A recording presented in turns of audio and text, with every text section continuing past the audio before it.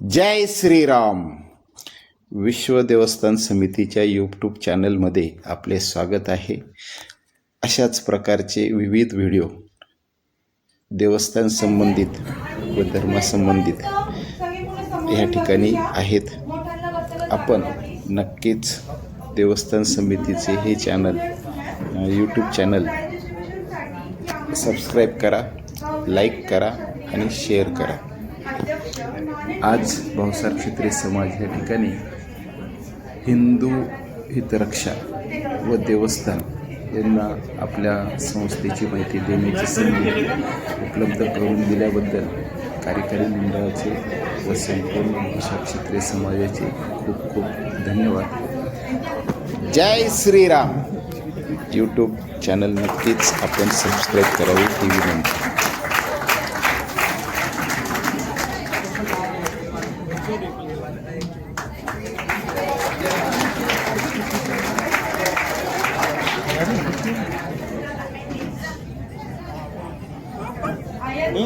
ऋतुराज कटारे,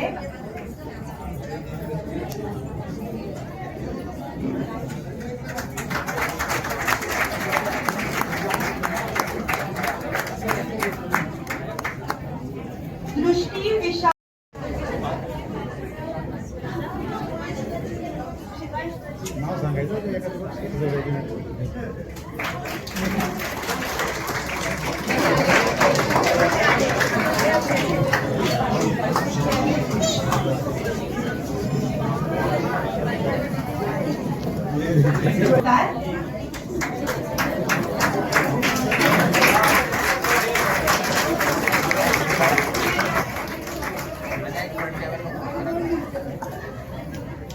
मंजिरी महेश भावसार, मंजिरी महेश भावसार. सगळ्यांनी प्लीज थोडा वेळ शांत बसा. मंजिरी महेश भावसार, वीर स्वप्नील भावसार, वीर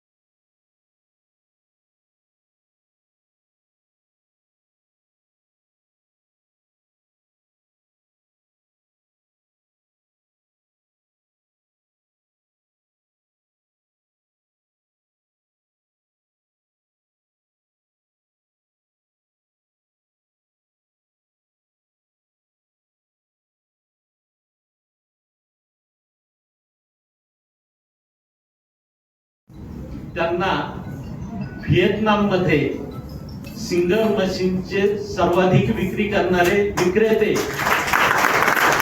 म्हणून गौरवण्यात आले. तर या ठिकाणी मी माझं कामाचे संदर्भ हे पुस्तक देऊन त्यांचा छोटेखानी सत्कार करू इच्छितो. कृपया त्यांनी तो स्वीकारावा.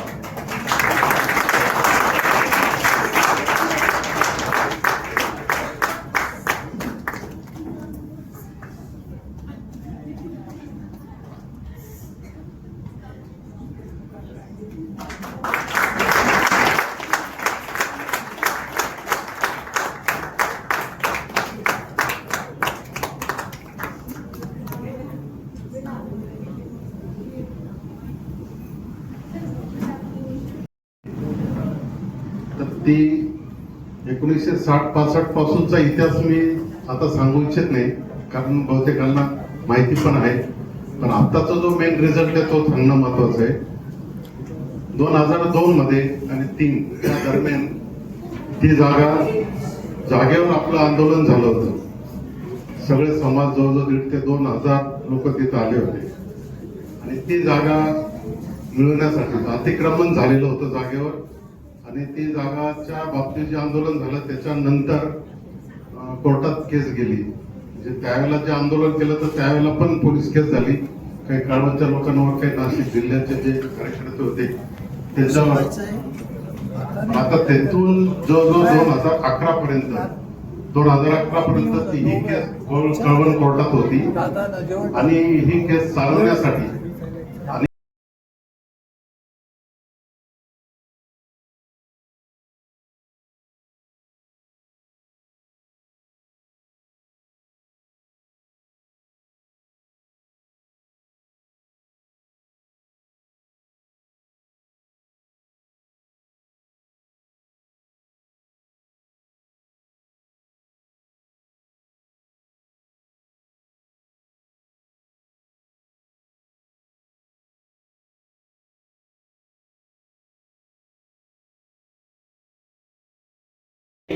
अतिशय लहान माणूस आहे, परंतु कवितेने किंवा साहित्यामुळे मला ही उंची प्राप्त झाली. त्यामुळे आयुष्यात कवितेने जर काय दिलं तर हा सन्मान मला मिळवून दिला असं मला वाटतं. कवितेबद्दलही थोडस बोललं पाहिजे. आज या ठिकाणी अनेक बालगोपाळांना पुरस्कार मिळाले. खर तर पुरस्कार ज्यांना मिळतात ते समाजातील क्रीम असतात. जशी दुधावर साय असते तशी ही सर्व साय असलेले, समाजातली क्रीम असलेले गुणवंत या ठिकाणी आज आपण त्यांना गौरवलं आहे. आणि आणखी ज्यांच्या समाजातील गुणवंत आहेत, ज्यांना बक्षिस मिळाली आहेत, उद्या ते इतरांना बक्षिस देणारे आहेत. त्यांनी समाजाचं भविष्यात नेतृत्व करावं. इतरांनाही त्यांनी आजच्या समारंभातून प्रेरणा घेऊन समाजातील इतर गुणवंतांना आपल्याला कसं पुढे आणता येईल यासाठी देखील आजच्या गुणवंतांनी प्रयत्न करावा आणि समाजाचं ऋण फेडण्याचा भार आज त्यांच्या खांद्यावर आपण पुरस्काराच्या निमित्ताने दिला आहे असं मला वाटतं. थोडस कवितेबद्दल बोलतो. कविता म्हणजे काळजाची भाषा असते. सभागृहात डॉक्टर स्वप्नील तोरणे आहेत, माझे साहित्यातले मित्र, मार्गदर्शक. आज या ठिकाणी माझ्या सोबत असलेले प्रमुख पाहुणे म्हणून उपस्थित असलेले डॉक्टर धारसकर, त्यांच्यासाठी कवी निळकंठ महाजन यांच्या कवितेच्या काही ओळी मी ऐकवतो. ते म्हणतात, परवा काळजा शेजारी रफू करताना, परवा काळजा शेजारी रफू करताना डॉक्टर म्हणाले, रक्त खूप गेलंय पण भीती नाही जीवाला. मी म्हणालो, डॉक्टर मी म्हणालो डॉक्टर रक्ताचा असू द्या हो, काळजातली एखादी कविता तर नाही ना वाहून गेली. ती वाहून गेलेली कविता त्या एखाद्या कॅप्सूल मध्ये शपथपूर्वक सांगतो, मी नॉर्मल होऊन जाईन, मी नॉर्मल होऊन जाईन.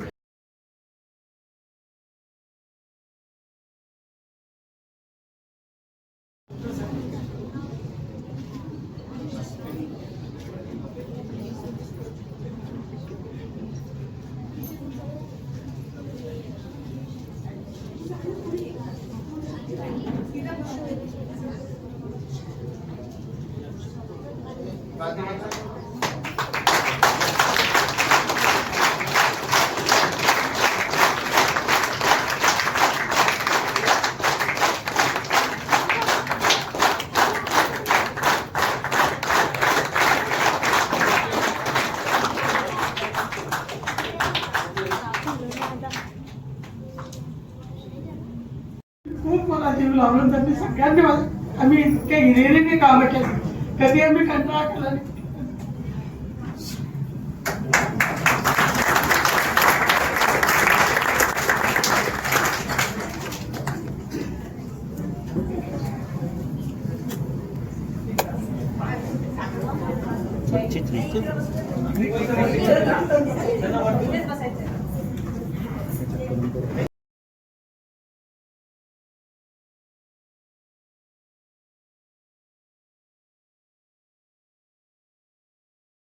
लहान मुलाला मालिश करायची इथपासून तर मग गाडी विक्री, मेडिकल, जनरल एक रजिस्ट्रेशन आपण या ठिकाणी ठेवलेलं आहे. या ठिकाणी आपलं नाव कोणत्याही प्रकारची फी नाही, फक्त जाताना रजिस्ट्रेशन करावं ही विनंती. जय श्रीराम, जय श्रीराम, जय श्रीराम. संध्याकाळी 7 वाजेला काय प्रत्येक घरामध्ये पूजा पाठ, रामरक्षा, हनुमान चालीसा, हरिपाठ. आतापर्यंत माझ्या मते 1,000पेक्षा जास्त ठिकाणी कार्यक्रमामध्ये सांगितलेले आहे. आपल्या जवळच्या मंदिरात ते आपल्या हिंगलाज माता मंदिराच्या जवळ येते, ह्या मंदिरात 7 वाजेला आरती लावावी ही विनंती. तिसरा मुद्दा आपला वार शनिवार. या 3 गोष्टीसाठी देवस्थान कार्य करते. आपल्याला विनंती आहे 3च गोष्टी, याच्यासाठी तुम्हाला कुठे जायचं नाही. घरी असतात दिवाबत्ती करता रामरक्षा, हनुमान चालीसा केलं होते. मंदिरात जवळ गेला आपण आणि आपला वार शनिवार. धर्मासाठी धर्म 3 काम आहेत. एक धर्म कार्य, धर्मयुद्ध आणि धर्मयोगी. जे धर्मयोगी धर्मासाठी काम करतात त्यांचं योग्य मान सन्मान करा. या फार मोठ्या गोष्टी आहेत, साध्या सोप्या, आपल्या धर्मासाठी अतिशय महत्त्वाच्या. जय श्रीराम, जय श्रीराम.